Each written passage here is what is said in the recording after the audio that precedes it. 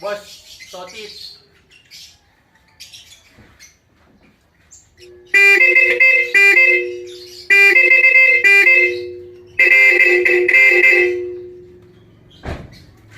Alright.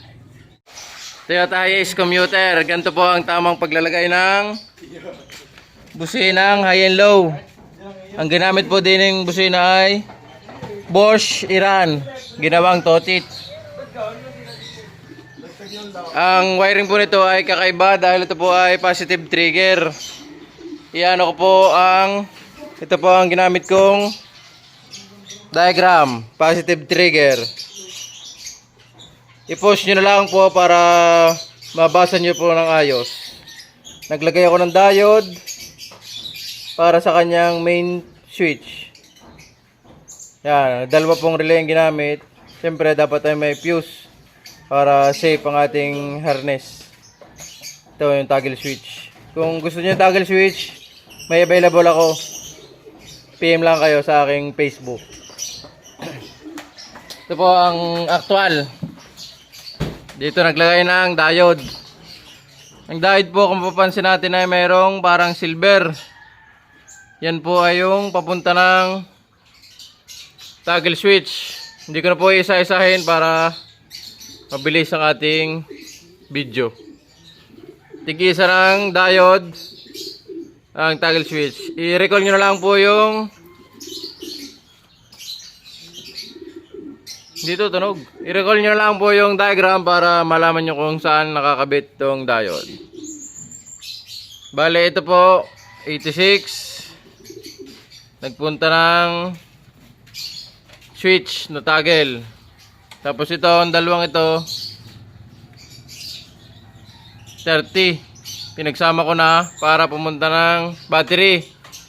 Bale ito din, yung papunta ng battery, dito ko na rin isinama yung sa toggle switch na gitnang terminal.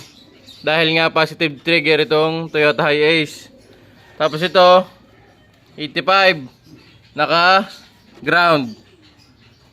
Tapos itong 86 ngang ito, dito tayo medyo maguguluhan. Pero pag sinundan yung aking diagram, magigets nyo na agad. Diyan magdadayod. Ang iba na ginagawa daw, 4 na relay. Ay sobra na, ang dami. Malaking budget din. Magkano guys ang relay? 120 yata, 150. Dalawa na lang. Yun din naman ang pupuntahan. Are, 87 ito. Siyempre, pag hihiwalayin, tig-isa ng busina. Bawat relay, isa sa busina.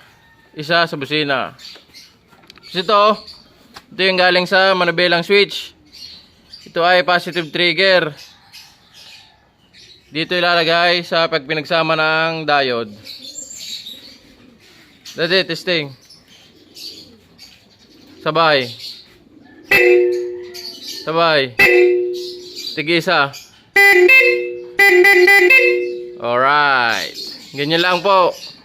Comment na lang kung hindi naintindihan.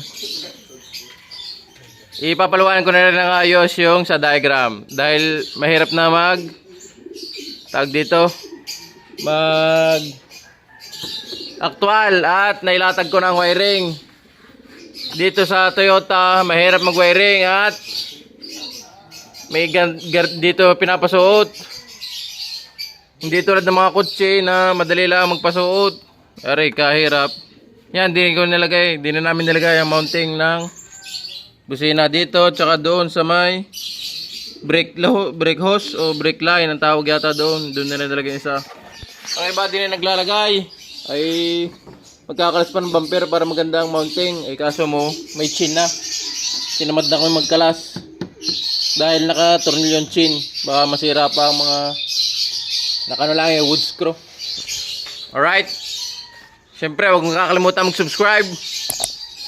Peace out. Totit. Testing natin yung Bosch Totit.